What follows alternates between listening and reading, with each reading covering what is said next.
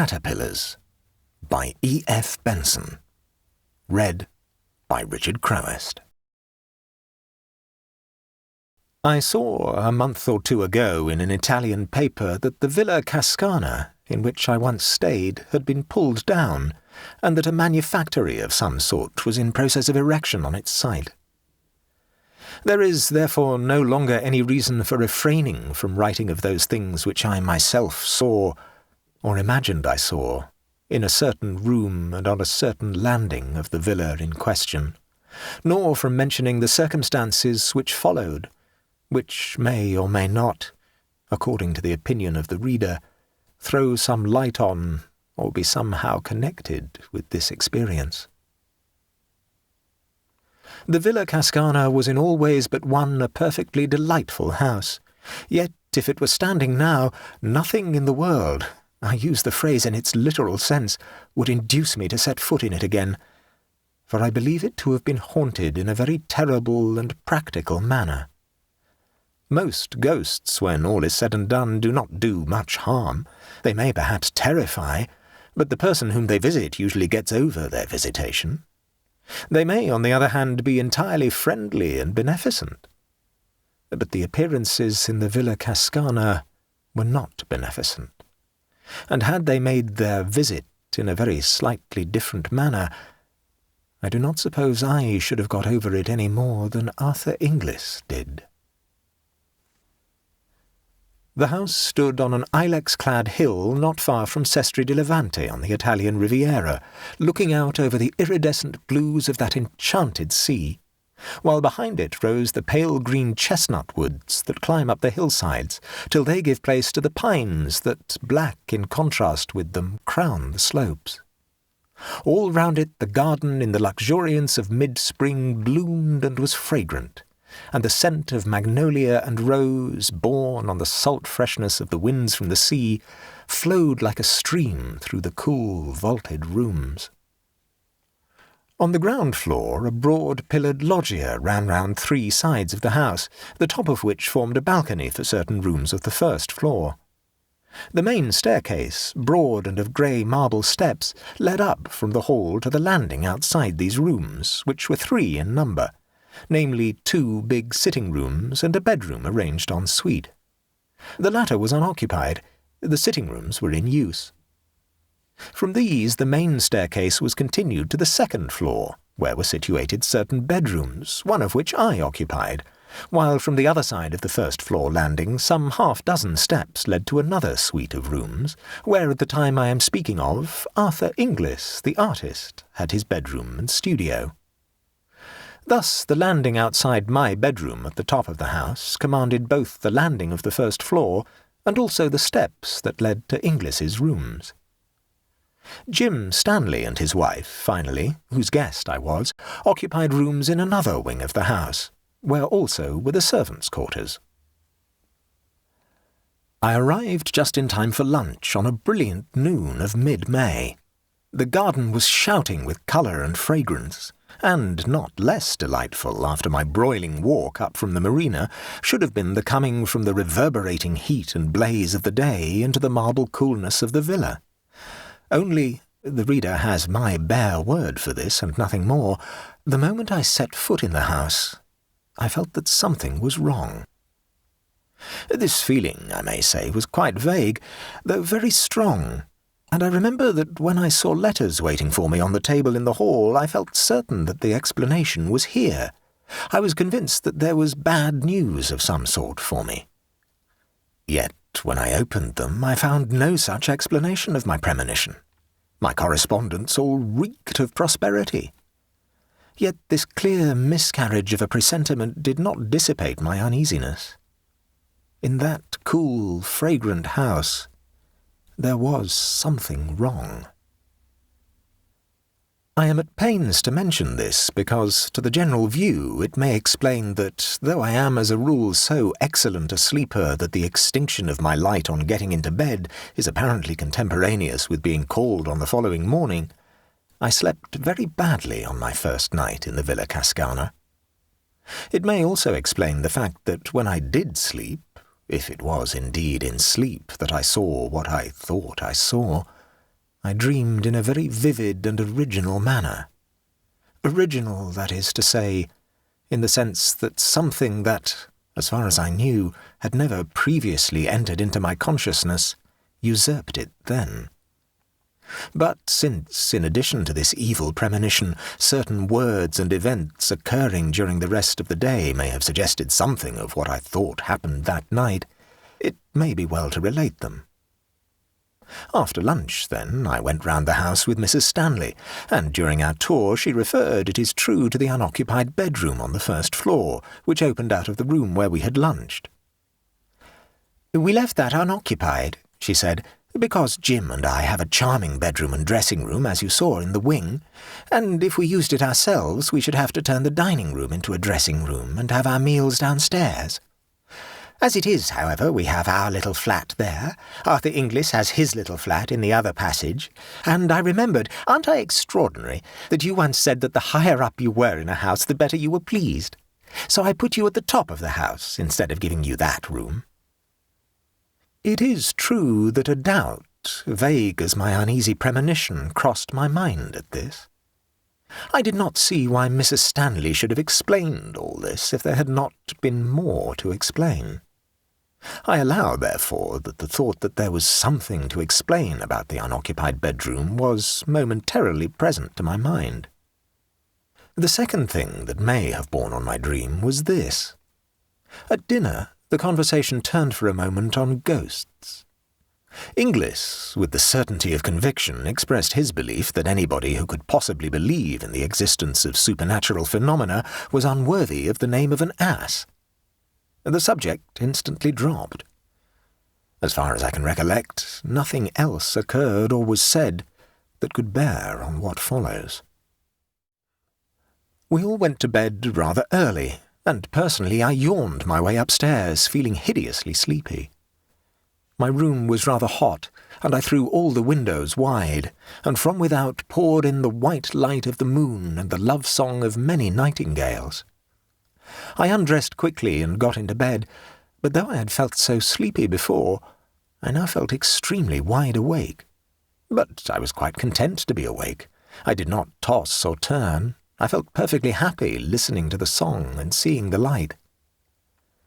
Then it is possible I may have gone to sleep, and what follows may have been a dream. I thought, anyhow, that after a time the nightingales ceased singing, and the moon sank.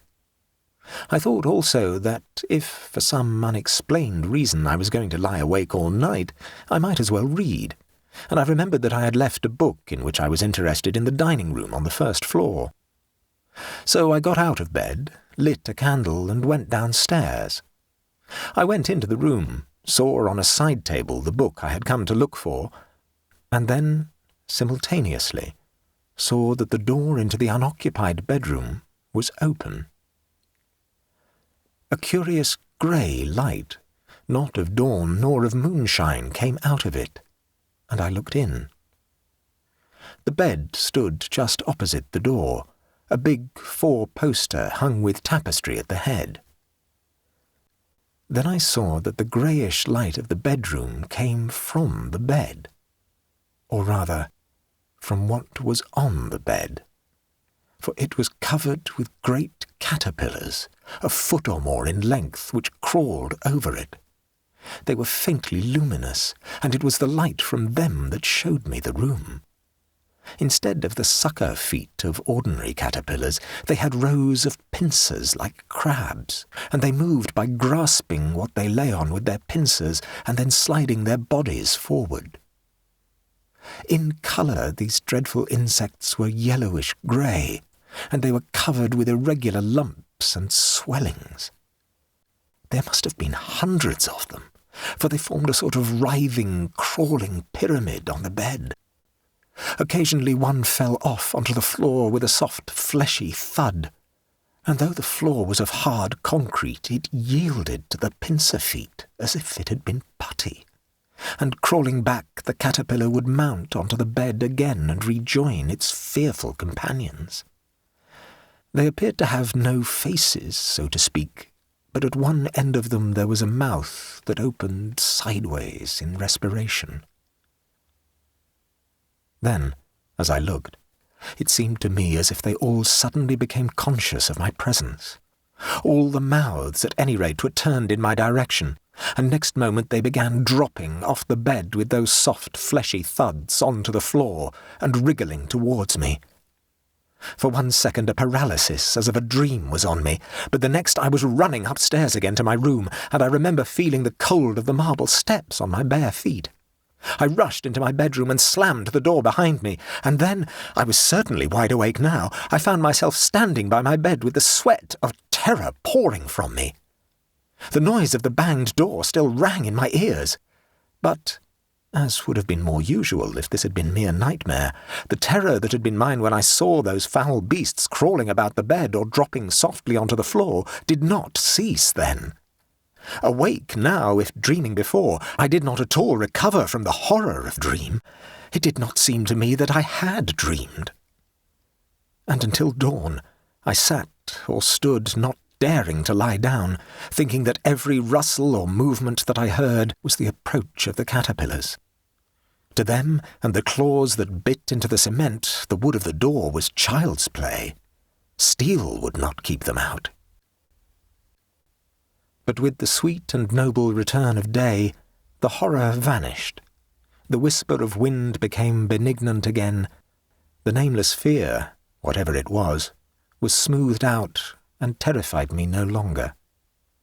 Dawn broke, hueless at first, then it grew dove-coloured, then the flaming pageant of light spread over the sky. The admirable rule of the house was that everybody had breakfast where and when he pleased, and in consequence it was not till lunchtime that I met any of the other members of our party, since I had breakfast on my balcony and wrote letters and other things till lunch. In fact, I got down to that meal rather late, after the other three had begun. Between my knife and fork there was a small pillbox of cardboard, and as I sat down, Inglis spoke. "Do look at that," he said, "since you are interested in natural history. I found it crawling on my counterpane last night, and I don't know what it is." I think that before I opened the pillbox I expected something of the sort which I found in it. Inside it, anyhow, was a small caterpillar, greyish-yellow in colour, with curious bumps and excrescences on its rings. It was extremely active, and hurried round the box this way and that. Its feet were unlike the feet of any caterpillar I ever saw. They were like the pincers of a crab. I looked and shut the lid down again. "No, I don't know it," I said, "but it looks rather unwholesome. What are you going to do with it?" "Oh, I shall keep it," said Inglis. "It has begun to spin. I want to see what sort of a moth it turns into." I opened the box again and saw that these hurrying movements were indeed the beginning of the spinning of the web of its cocoon. Then Inglis spoke again. "It has got funny feet, too," he said. "They are like crab's pincers. What's the Latin for crab? Oh, yes, Cancer. So, in case it's unique, let's christen it Cancer inglisensis." Then something happened in my brain, some momentary piecing together of all that I had seen or dreamed. Something in his words seemed to me to throw light on it all, and my own intense horror at the experience of the night before linked itself on to what he had just said. In effect, I took the box and threw it, caterpillar and all, out of the window. There was a gravel path just outside, and beyond it a fountain playing into a basin. The box fell onto the middle of this. Inglis laughed. "So the students of the occult don't like solid facts," he said. "My poor caterpillar." The talk went off again at once onto other subjects, and I have only given in detail, as they happened, these trivialities, in order to be sure myself that I have recorded everything that could have borne on occult subjects, or on the subject of caterpillars. But at that moment when I threw the pillbox into the fountain, I lost my head. My only excuse is that, as is probably plain, the tenant of it was, in miniature, exactly what I had seen crowded onto the bed in the unoccupied room. And though this translation of those phantoms into flesh and blood, or whatever it is that caterpillars are made of, ought perhaps to have relieved the horror of the night, as a matter of fact it did nothing of the kind. It only made the crawling pyramid that covered the bed in the unoccupied room more hideously real. After lunch we spent a lazy hour or two strolling about the garden or sitting in the loggia, and it must have been about 4 o'clock when Stanley and I started off to bathe down the path that led by the fountain into which I had thrown the pillbox. The water was shallow and clear, and at the bottom of it I saw its white remains. The water had disintegrated the cardboard, and it had become no more than a few strips and shreds of sodden paper. The centre of the fountain was a marble Italian Cupid which squirted the water out of a wine-skin held under its arm, and crawling up its leg was the caterpillar. Strange and scarcely credible as it seemed, it must have survived the falling to bits of its prison and made its way to shore, and there it was, out of arm's reach, weaving and waving this way and that, as it evolved its cocoon. Then, as I looked at it, it seemed to me again that, like the caterpillar I had seen last night, it saw me, and breaking out of the threads that surrounded it, it crawled down the marble leg of the Cupid and began swimming like a snake across the water of the fountain towards me. It came with extraordinary speed. The fact of a caterpillar being able to swim was new to me, and in another moment was crawling up the marble lip of the basin. Just then Inglis joined us. "Why, if it isn't old Cancer Inglisensis again," he said, catching sight of the beast. "What a tearing hurry it is in."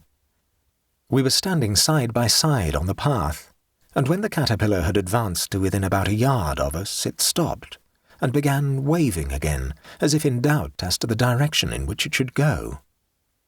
Then it appeared to make up its mind, and crawled onto Inglis's shoe. "It likes me best," he said, "but I don't really know that I like it. And as it won't drown, I think perhaps—" He shook it off his shoe onto the gravel path, and trod on it. All afternoon the air got heavier and heavier with the sirocco that was, without doubt, coming up from the south, and that night again I went up to bed feeling very sleepy. But below my drowsiness, so to speak, there was the consciousness, stronger than before, that there was something wrong in the house, that something dangerous was close at hand. But I fell asleep at once, and how long after I do not know, either woke or dreamed I awoke, feeling that I must get up at once or I should be too late. Then, dreaming or awake, I lay and fought this fear, telling myself that I was but the prey of my own nerves, disordered by sirocco or what not, and at the same time quite clearly knowing, in another part of my mind, so to speak, that every moment's delay added to the danger. At last this second feeling became irresistible, and I put on coat and trousers and went out of my room onto the landing. And then I saw that I had already delayed too long, and that I was now too late. The whole of the landing of the first floor below was invisible under the swarm of caterpillars that crawled there. The folding doors into the sitting-room from which opened the bedroom where I had seen them last night were shut, but they were squeezing through the cracks of it and dropping one by one through the keyhole, elongating themselves into mere string as they passed, and growing fat and lumpy again on emerging. Some, as if exploring, were nosing about the steps into the passage at the end of which were Inglis's rooms. Others were crawling on the lowest steps of the staircase that led up to where I stood. The landing, however, was completely covered with them. I was cut off, and of the frozen horror that seized me when I saw that, I can give no idea in words. Then at last a general movement began to take place, and they grew thicker on the steps that led to Inglis's room. Gradually, like some hideous tide of flesh, they advanced along the passage, and I saw the foremost, visible by the pale grey luminousness that came from them, reach his door. Again and again I tried to shout and warn him, in terror all the time that they would turn at the sound of my voice and mount my stair instead. But for all my efforts I felt that no sound came from my throat. They crawled along the hinge crack of his door, passing through as they had done before, and still I stood there, making impotent efforts to shout to him, to bid him escape while there was time. At last the passage was completely empty. They had all gone. And at that moment I was conscious for the first time of the cold of the marble landing on which I stood barefooted. The dawn was just beginning to break in the eastern sky. 6 months after, I met Mrs. Stanley in a country house in England. We talked on many subjects, and at last she said, "I don't think I have seen you since I got that dreadful news about Arthur Inglis a month ago." "I haven't heard," said I. "No? He has got cancer. They don't even advise an operation, for there is no hope of a cure. He is riddled with it, the doctors say." Now, during all these 6 months, I do not think a day had passed on which I had not had in my mind the dreams, or whatever you like to call them, which I had seen in the Villa Cascana. "It is awful, is it not?" she continued. "And I can't help feeling, that he may have—" "Caught it at the villa?" I asked. She looked at me in blank surprise. "Why did you say that?" she asked. "How did you know?" Then she told me. In the unoccupied bedroom a year before there had been a fatal case of cancer. She had, of course, taken the best advice and had been told that the utmost dictates of prudence would be obeyed so long as she did not put anybody to sleep in the room, which had also been thoroughly disinfected and newly whitewashed and painted. But